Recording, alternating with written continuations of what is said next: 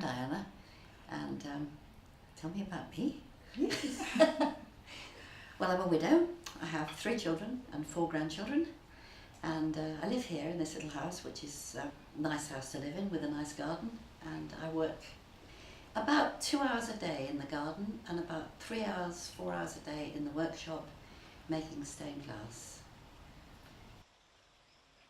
One thing is you've lived a very busy life. You worked all your life and you've had children and brought them up, and I had a very hard-working husband. I'm working very hard, and then you retire and you think, as Miriam did, I need a project.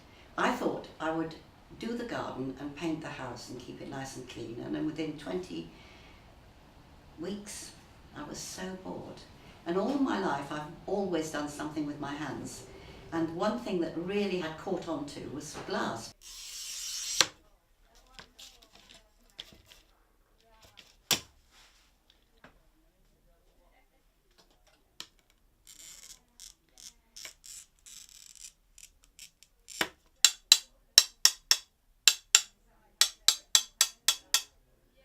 A shop in London, in North London, where one of the last places that actually sold genuine stained glass.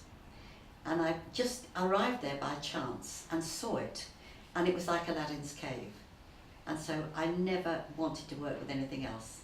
So glass, if you like it, is my paint and paintbrushes. So everything I do with the glass, and I love the colours.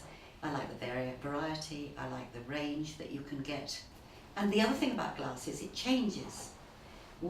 Every light you see it in, it will look different. So in this light, it will look fairly dull. The sun catches it and it will shine and gleam. So it's something which changes all the time. And my neighbours down the garden, where those things are down there, they see the sun through it in the morning. I see the sun through it in the evening.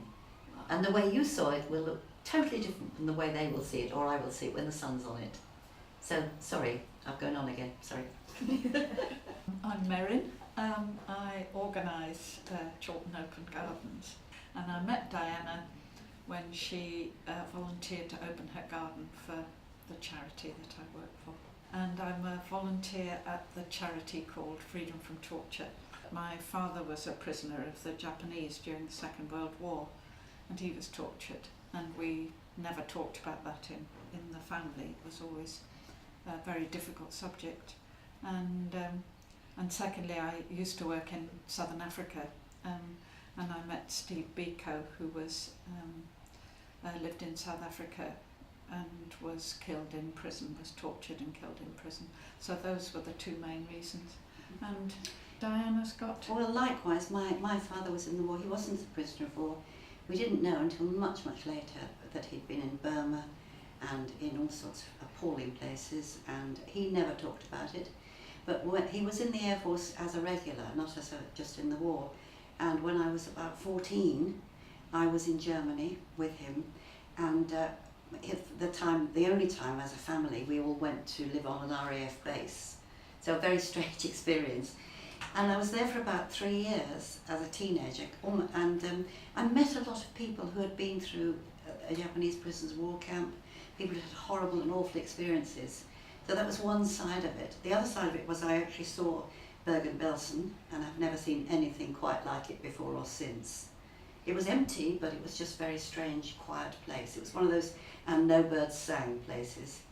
And the other thing was, which is really odd, that we lived in an RAF flat opposite a hospital, a little hospital. And this hospital was one of the extermination hospitals for children and who had any kind of disability, mental or physical. And of course I have a son with learning disabilities. So the irony of that is strange, but it made a great impression on me at the time, and I went back and saw it later when I was married and getting on a bit, and I realised then how profound the effect had been on me, that I had known about it and been horrified by it that far back.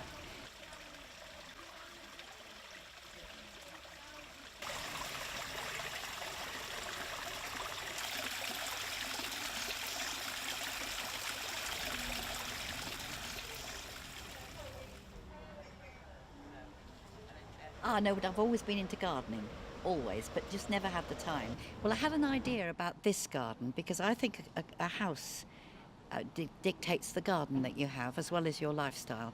And in this case, it's a cottage, it's old, it's very fertile, so it seemed to me that the right kind of garden was one with a lot of flowers and mixed in vegetables.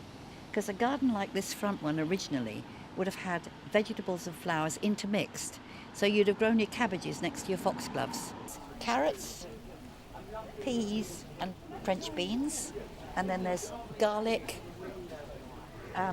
parsnips and broad beans behind them. Tomatoes, also in little pots. The black currants will make jam. The red currants will make red currant jelly. I've got fruit and I've got vegetables. I've always enjoyed growing things, and I particularly like growing things from seed and small plants. And I don't buy big plants, I buy little ones because A, it's a waste of money, and B, it's really nice to see something develop. Successful gardens are the ones where you buy a small plant or grow a small plant, give it some time, and if it looks happy, put some more in and let it go. And if it isn't happy, then don't use that plant again, get something else. And that's so much trial and error, which is why it takes a long time to develop a really successful garden. The back garden was quite bare. The pond was there, but pretty well nothing else that you see now was there. And every year it changes slightly, and every year it gets a bit better, I hope.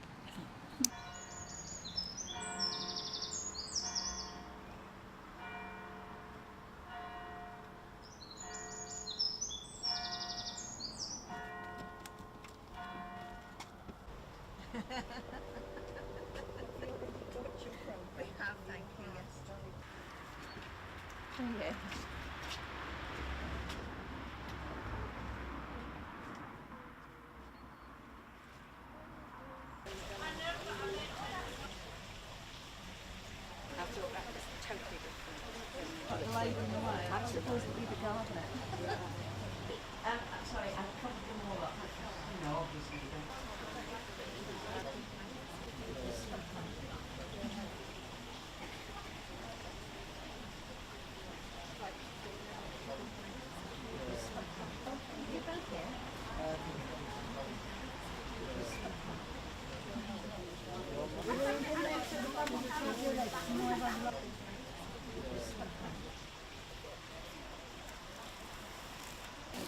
We have used up to date 25 litres of bubble wrap.